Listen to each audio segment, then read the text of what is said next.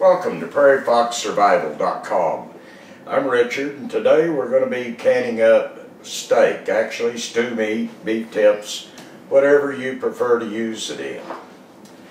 What we're going to do, I'm going to fill our pint jars here with meat, and that's about where I want it, maybe a couple more there.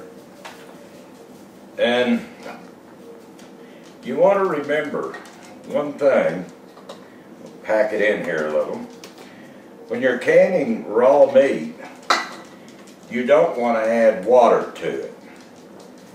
If it's cooked meat, such as hamburger, something on that order, you do have to add your water. The raw meat will make its own juice in the jar. And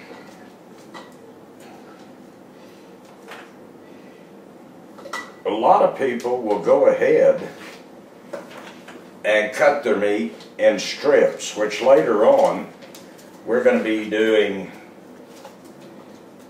a video for you on canning brisket, and we will use large chunks of that.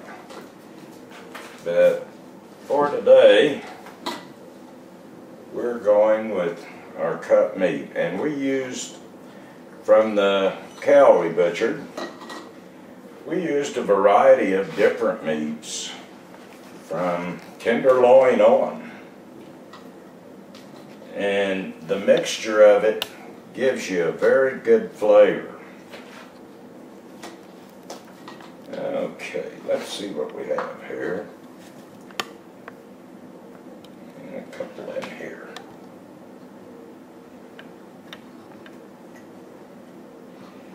Yeah, I need to wipe my hands here, of course, a little bit greasy. Alright, normally when we're canning, we don't like to use salt. But with our raw meats, a lot of people recommend that you use a teaspoon of salt. And actually, we're going to cut it down to a half a teaspoon.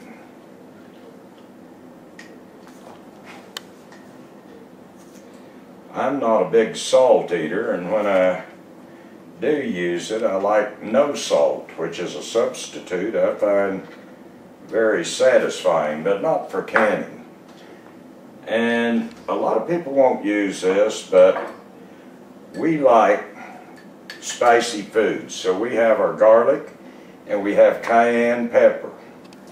I put in a half a teaspoon of garlic in, and I'm just using the dry powder.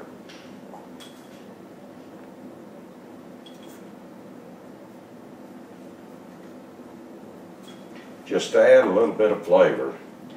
And the garlic, I'm going to cut down, what is this, to 1/8 of a teaspoon, because it can get hot.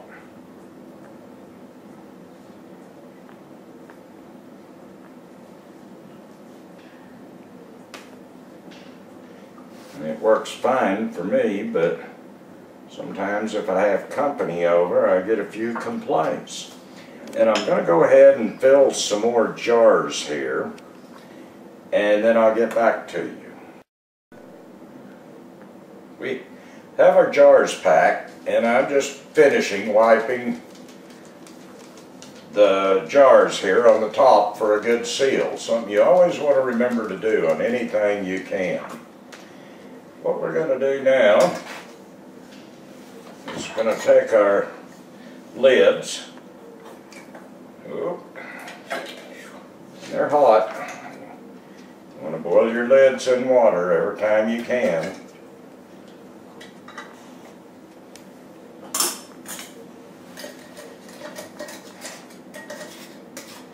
We're going to put our rings on. Tighten them, but not too tight.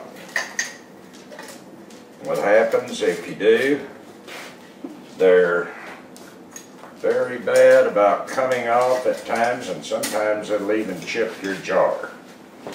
And I'll just finish this up. We'll be right back with you.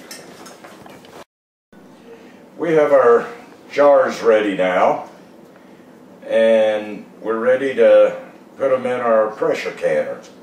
You want to leave about 1 inch of head space from the top of your jar with your meat.